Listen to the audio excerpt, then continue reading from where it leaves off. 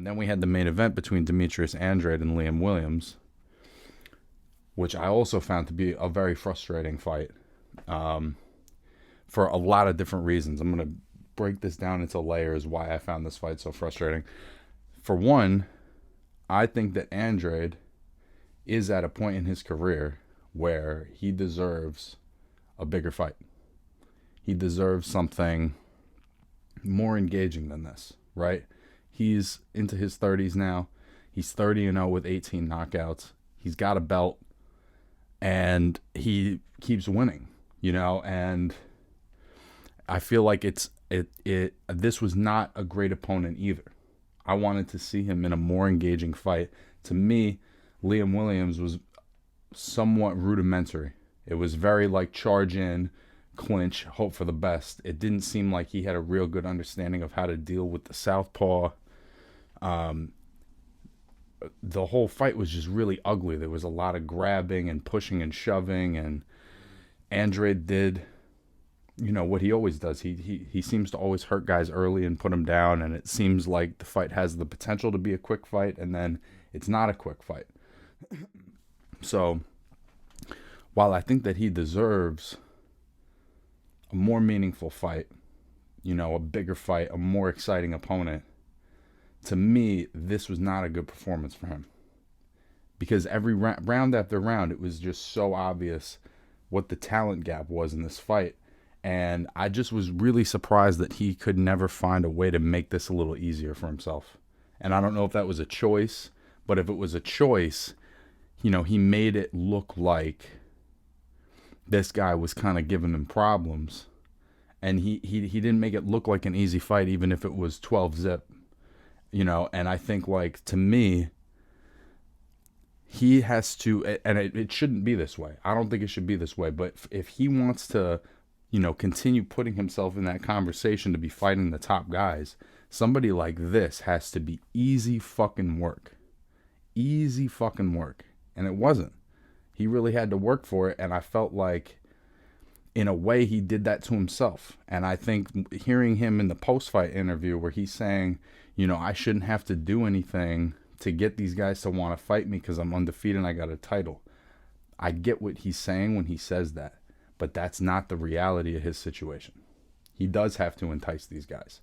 He has to make boxing fans want to see him. You know what I'm saying? And a performance like that, with all that fucking holding against a real B-level fighter at best,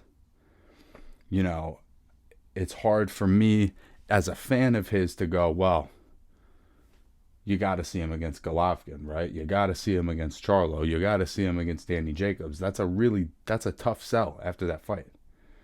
It was too ugly. It was too ugly, and it was too difficult for him based on how obvious it was. And so this is where I also get, so this is kind of the third layer of my frustration with this fight. It's like, how long, as Eddie Hearn is his promoter and whoever else is in his management, how long can you ask a guy to keep being excellent fight after fight without like something bigger and more exciting on the horizon for him? You know what I mean? Like, they're asking a lot of him. They're asking him to just, night in and night out every time he fights to dominate these guys and stay passionate and stay hungry when there doesn't seem to be like a real plan for how they put him in a big meaningful fight. And it doesn't seem like, even though they're in the same promotional team, it doesn't seem like anything that he's doing is enticing Golovkin to get in the ring with him. Look, you have to be exciting. You have to be exciting in some way, even if it's that you're just so dominant. If for him to have dominated this fight was either to stop him early or to be up on his toes and box and make it real minimal and just kind of outskill Williams, which he could have done very easily. He was like stuck between two things where he's trying to let Williams come in. He's trying to throw his counter shots, but he's kind of okay with the holding and the pushing, and again, I wish that he could just get a big fight because he's been at this level for long enough that he deserves it. But that's not the reality of the situation. So as I'm watching this fight round after round just continue on, I feel like as a fan, I'm watching his opportunity.